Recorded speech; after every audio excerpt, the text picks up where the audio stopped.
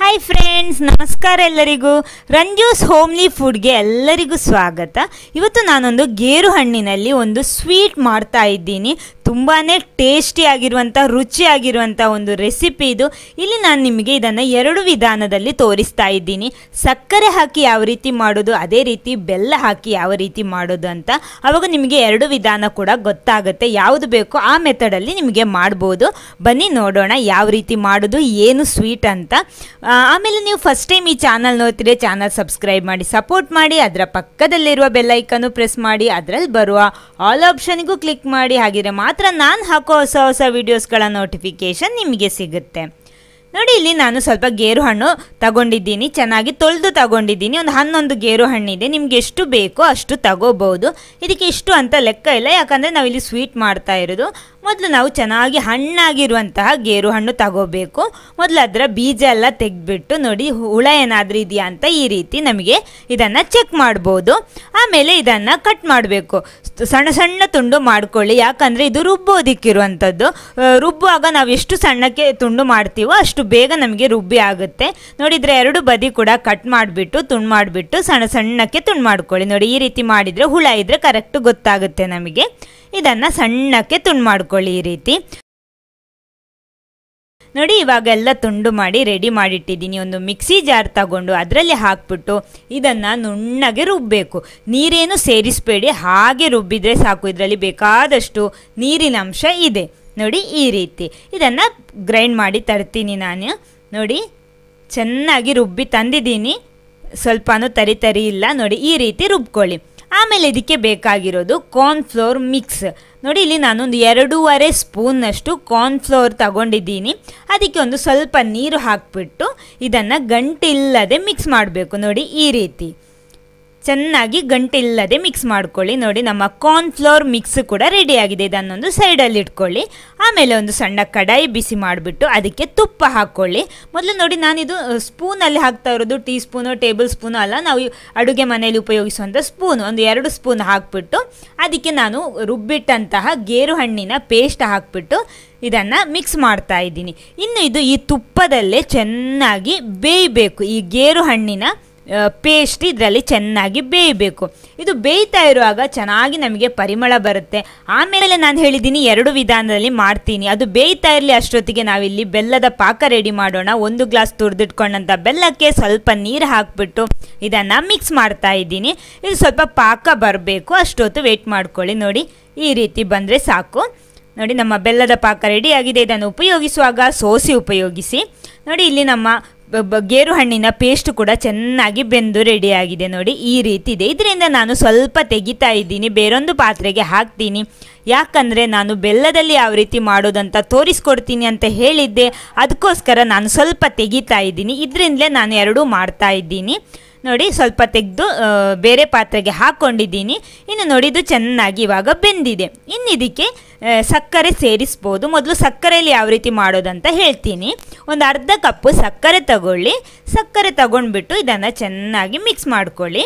ಸ್ವಲ್ಪ ದಪ್ಪ ಬರಬೇಕು, ಅದೇ ರೀತಿ ಸ್ವಲ್ಪ ಗಟ್ಟಿನೂ ಬರಬೇಕು. ನೋಡಿ, ಈ ರೀತಿ ಚೆನ್ನಾಗಿ ಕುದಿ ಬರಲಿ.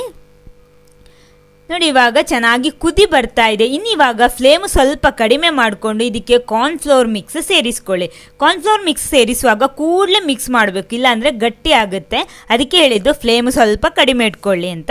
ಇನ್ನು ಇದನ್ನು ಚೆನ್ನಾಗಿ ಮಿಕ್ಸ್ ಮಾಡ್ಕೊಳ್ಳಿ. ಈ ರೀತಿ ಸ್ವಲ್ಪ ಏಲಕ್ಕಿ ಹುಡಿನೂ ಹಾಕ್ಕೊಳ್ಳಿ. ಹಾಕ್ಬಿಟ್ಟು ಇನ್ನು ಚೆನ್ನಾಗಿ ಮಿಕ್ಸ್ ಮಾಡ್ಕೊಳ್ಳಿ. ಸ್ವಲ್ಪ ಗಟ್ಟಿ ಬರಬೇಕು ಇದು. ನೋಡಿ, ಇವಾಗ ನಮ್ಮ ಗೇರು ಹಣ್ಣಿನ ಪೇಸ್ಟ್ ಈ ರೀತಿ ಇದೆ. ಇದಕ್ಕೊಂದು 2 ಸ್ಪೂನ್ನಷ್ಟು ತುಪ್ಪ ಇವಾಗ ಹಾಕ್ತೀನಿ.